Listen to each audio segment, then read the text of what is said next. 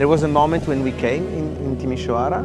We looked at several spaces which were not really clear if they were public or private, because you would have, sometimes people would appropriate them, sometimes they wouldn't, and we started to understand that there's a strange or special relationship of the citizens to their city, something that probably come also from the political past of the country, which was somehow expressed in a sort of confusion or even a sort of distance of the vast majority of the citizens from public space.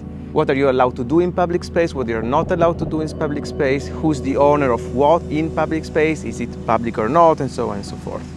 So I think this was the moment in which an idea started to come to dedicate an exhibition precisely to what they actually allowed to do in public space. But of course, then we immediately gave a twist to it. We looked for all those things that you can actually do in public space without knowing you can do in public space. And we think it's an important issue, that of exploring alternative ways of inhabiting and producing the space and therefore the city.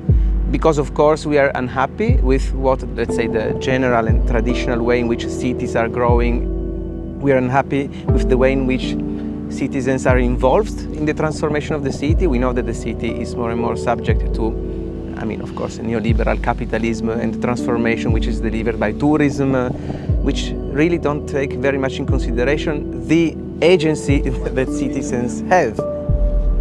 So, in our exhibition, we don't show works. However, we exhibit strategies. It's like, in a way, a how to do it exhibition, how to do certain actions in the city and certain interventions that will empower you as a citizen to get again the right to the city. We also employed in our curatorial concept a set of strategies. Not all of the interventions that you will see in the exhibition are originals. They have been done, most of them somewhere else, but they have not been shipped here in Timișoara. We preferred to redistribute the economy mobilized by Beta and let the local producers replicate these works. The other important strategy that we used was that we located more than half of the interventions in the public spaces in the city, which makes the exhibition to be visitable 24/7. And we believe that by doing so, we will generate a sort of a clash between the citizens and these unexpected interventions in their city.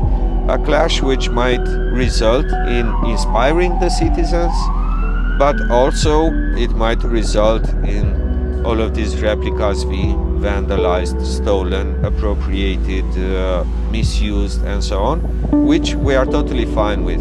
Because in the city, we think that no one should have absolute control, but everything should be the result of a process of negotiation.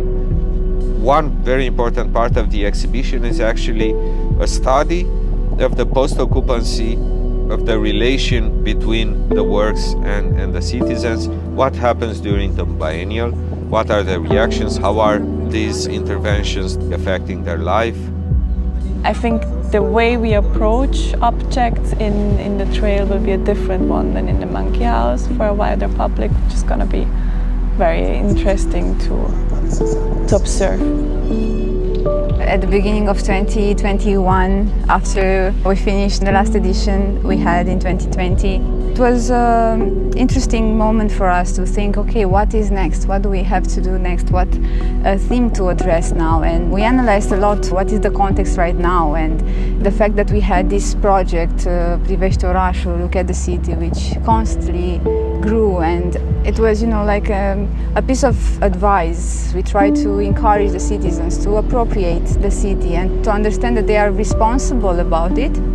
It came naturally to think about the city as a common good. And I really enjoyed when you came up with this trail throughout the city, because what other place suits better the idea of talking about the city than the city itself. So even if logistically is absolutely terrifying to operate in such a big environment, and the challenges are unexpected, I think this is the richness of the project. to talk about the city in the city.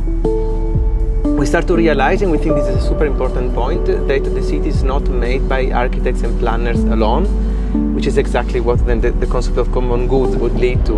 Everyone can really transform their environment. The exhibition title, Another Bridge in the World, which is sort of a lousy misquote of the famous Pink Floyd song. Of course, all walls are not impenetrable. Walls that regulate our daily lives, they are laws, they are normatives, they are regulations, they are traditions, they are morale, they are religion, they are ideology. And these are not impenetrable, they are always in flux, they are always in negotiation.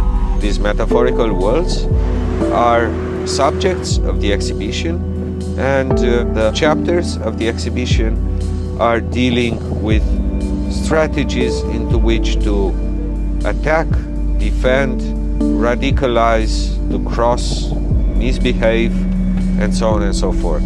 So ways into which citizens are encouraging this negotiation of the worlds that regulate their lives.